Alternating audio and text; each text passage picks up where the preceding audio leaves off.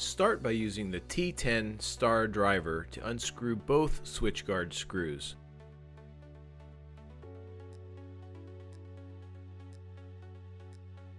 Using a flathead screwdriver, gently pry out the switch out of the motor body. Remove all 4 terminals from the switch.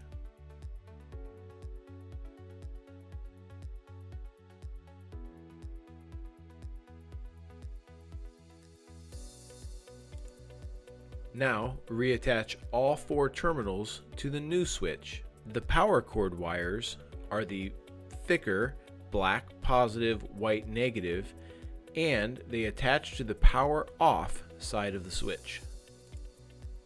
The motor wires are the 2 identical black thinner wires and attached to the power on side of the switch.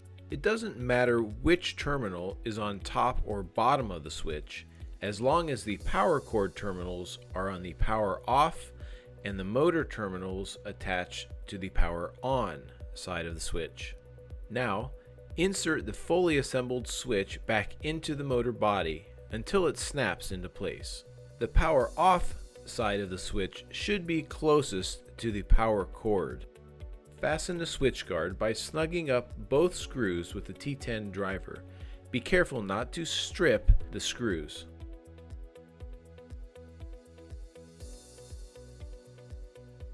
Thanks for watching.